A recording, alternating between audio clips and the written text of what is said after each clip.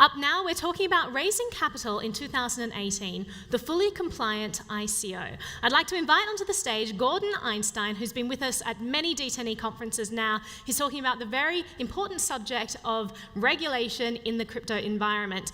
He's a blockchain and crypto partner at CKR Law and a hybrid crypto attorney, technologist, and enterprise strategist. Can you please give Gordon a very warm welcome to the stage?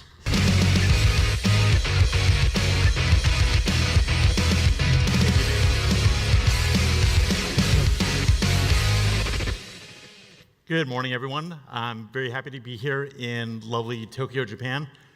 This is a modified version of the presentation that I normally give. This is the Disney Tokyo Bay edition.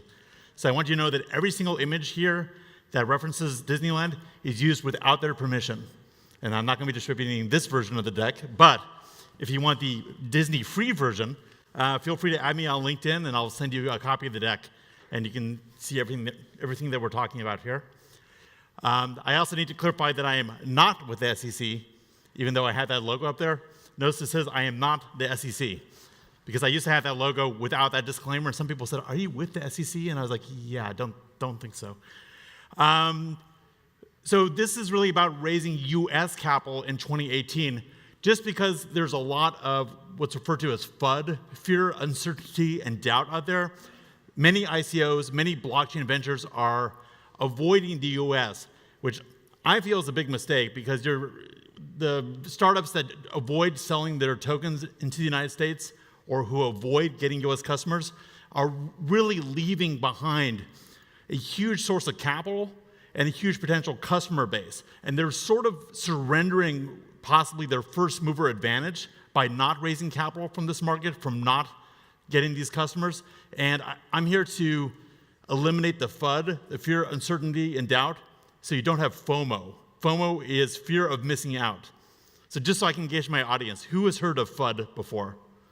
Oh, that's good. Who's heard of FOMO? Fantastic. All right, so we're on the same page here.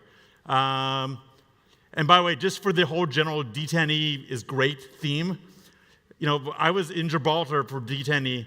I had my head down on my laptop, I was working, sending emails, and then Mike Kostash basically came up to me and slapped me on the back of the head and said, "Get out of your work, go see the monkeys of Gibraltar," and I'm glad I did. And so I like d0e because it combines social and also business.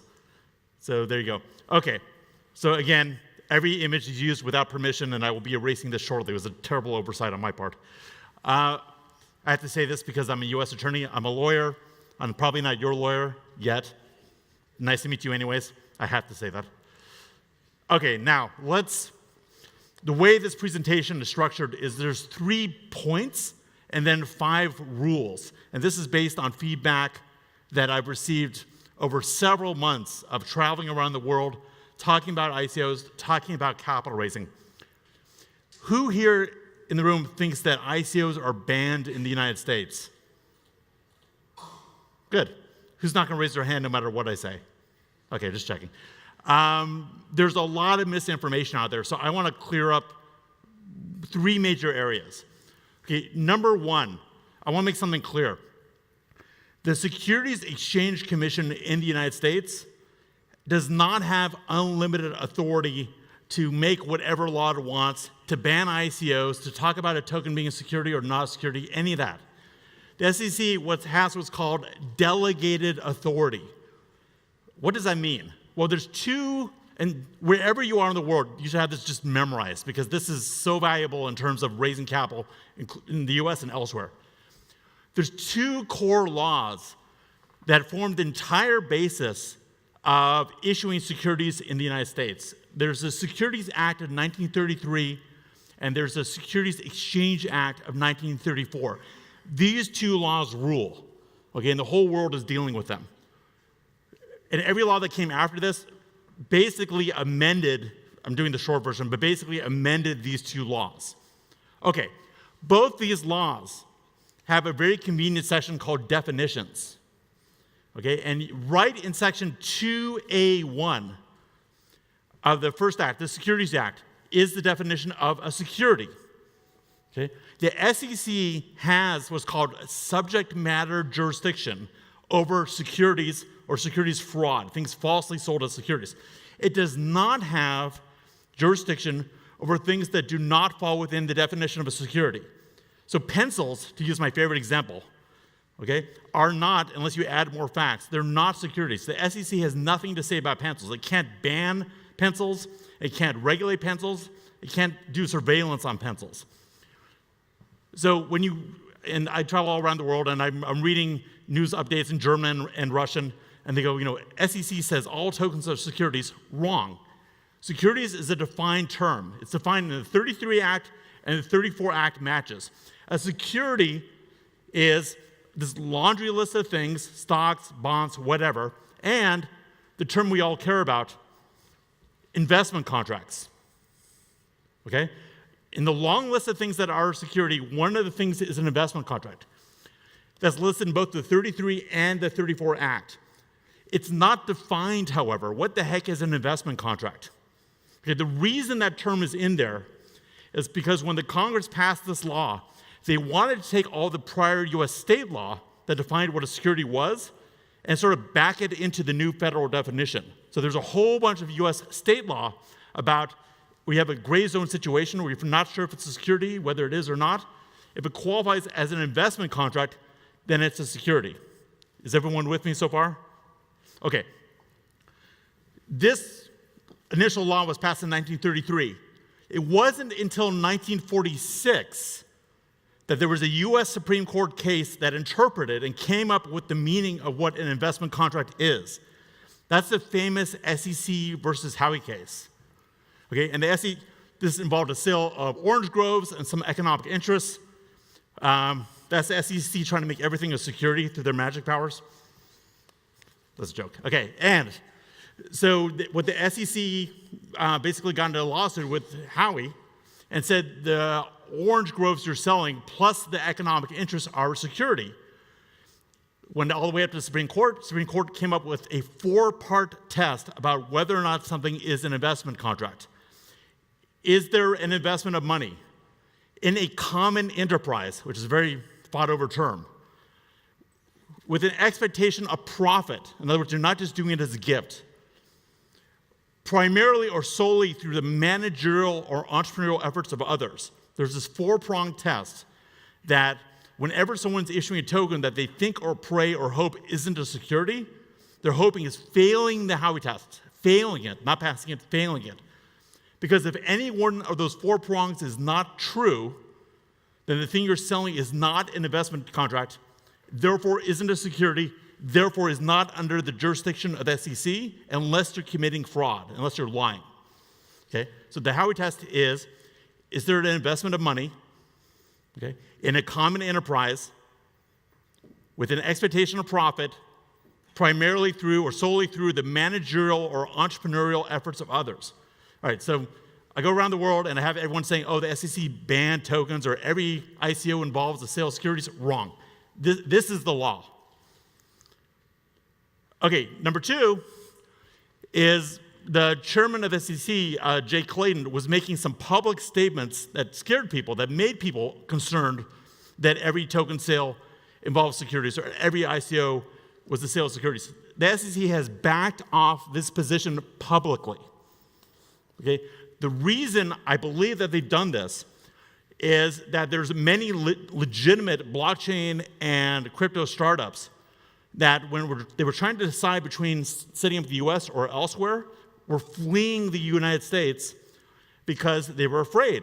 Well, if everything I sell is going to be a security, that's kind of scary, even if you're just selling pencils. It doesn't make sense. And the US started losing business, and everyone was going to Estonia or Lithuania or elsewhere. So now the SEC has admitted publicly, what to me was obvious, which is not all token ICOs involve the sale of securities or fraud. If you go to the SEC website, go to sec.gov, and by the way, I have to say the SEC has a fantastic website. It's very informative. They have a lot of good material. The SEC is generally a very productive and positive agency. I think they were overreaching with tokens and this whole ICO area, but in general, they do a really good job. So if you go to sec.gov/ICO, they have right there 5 things you need to know about ICOs. They say as part of those 5, ICOs can be securities offerings. Not they are, not they always will be, not most of the time, they can be. And then they say something which is basic law. ICOs, based on specific facts, may be securities offerings and fall underneath the SEC's jurisdiction. Okay, again, ICOs based on specific facts may be securities offerings. In legal English, there's shall be, and then there's may be. If something shall be a security or is a security, it's 100%. Maybe means we really don't know. We need to look at the facts. Well, what facts are they looking at? They're looking at the nature of each individual offering. Specifically, does it pass the Howey test? That's what they're saying. What they're really saying right there is, we're going to apply the Howey test. And if you satisfy all 4 prongs, then your investment contract, therefore security, therefore it may be the public offering of securities, but if it's not, it's not. Also, Clayton went to Princeton University, and when asked if all ICOs are fraudulent, he said absolutely not, and he gave some examples of ones that wouldn't be. So again, the SEC has backed off its position. All right, now here's a little bit of philosophy. And normally I have a pen or pencil in my hand, but just imagine I have a pencil. Does everyone see the pencil? Does anyone not see the pencil? Okay, good. I got hands raised. Okay, so just let's go for some real basic things. A pencil is not a security. A pencil does not pass the Howey test. Okay, if you sell pencils into the United States, the SEC has nothing to say about it. Let's take it up one more level. If you take your pencil and market it like a pencil, you know, it's a nice yellow pencil, it has a sharp point, it comes with an eraser, it's number 2 lead, it's great. The SEC still has nothing to say about it. What if you market your pencil as a security? This pencil will go up in value. It will be highly exchangeable. Everyone wants it in the future. It may pay dividends, even though you really don't intend to. Well, here's a basic rule. If you take a non-security, like this pencil, and market it like a security, the SEC will believe you. Okay? In other words, the marketing of something has a huge impact about whether or not the SEC steps in and takes action. And if I didn't explain this perfectly, every nation, every jurisdiction has an agency that enforces local securities law. The United States has the Securities and Exchange Commission. As you recall, there's 2 acts that form the basis of U.S. securities law. There's the 33 Act and the 34 Act. The SEC was founded underneath the 34 Act. In the United States, that's the main agency. In Switzerland, you had FINMA. In Singapore, you have MAS, so the SEC. So if you market your pencil as a security, the SEC will believe you. If you market your pencil like a pencil, then you're fine. Now, what if you tokenize your pencil? What if you make a software representation of your pencil?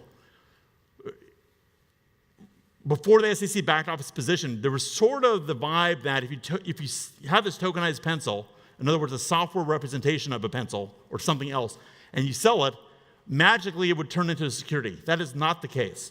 Okay? If you tokenize a pencil, if you make a software representation of a pencil or anything else that's not a security, you're still not a security.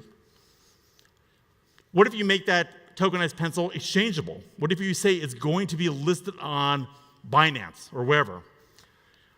For better or for worse, you're heading into a little bit of a legal gray zone there. Why? Why does that make any sense? Many things are exchangeable in life and they're not securities. Well, recall underneath the Howey test, one of the prongs is that someone's investing with an expectation of profit. Okay, you have an investment of money in a common enterprise with an expectation of profit. That's a huge one, primarily through the efforts of others. Well, what's happened to a couple ICOs is they've taken tokens that legitimately would not be securities, but they've talked up certain characteristics of those tokens, including the fact that they intended to have those tokens listed on exchanges, and to maybe an over-aggressive ear that begins to sound like you're talking about that you can sell this token later for a profit. Okay, so just heads up, if you're selling a token that you believe is not a security, it fails the Howey test, be really careful about your plans, about discussing your plans to list that token on an exchange, because some people feel that causes you to pass the Howey test and therefore be a security. What if you have a pencil plus what I call an enterprise interest, meaning this pencil, already, wow. Okay, well, jamming right along. I'll leave you with a final thing on this slide. An IPO, okay, some people think that means initial public offering. Well, what if it's initial pencil offering? Okay? I just got to say, ICOs, the term, sounds freaking sexy. Why does it sound sexy? Because it sounds like an IPO, initial coin offering. Everyone understands what an ICO is because it sounds like an IPO.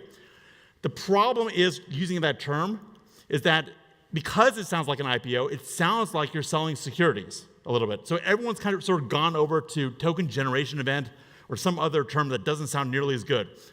I still use ICO because I didn't go to law school, spend all those years going to debt to wake up in the morning and say, I'm doing a TGE. That sounds terrible. I want to do ICOs. So, but just be aware that when you're doing an ICO and you're marking your token in that manner, it's somewhat evocative of creating an expectation of profit. Now, I'm going to jam as fast as humanly possible. Okay, well, I will send this deck, and this is this is my favorite one. All right, just be aware, the IRS, the SEC, the FBI, the CFTC, I am really taking this deck down, but you get the idea. I just had to do it. They're all watching now. Okay, so when you're selling tokens, when you're doing ICOs, right, comply with the law. The days of them now looking are over. If you're selling a security, qualify with local securities laws. If you're not selling a security, if you're selling something that fails the Howey test, the biggest, most important two things are don't lie when you're selling your security, give full disclosure, be accurate, okay, and don't market your token like a security. And the very last part is work with good people. So thank you very much. I'm more than happy to send this deck to everyone. That's right.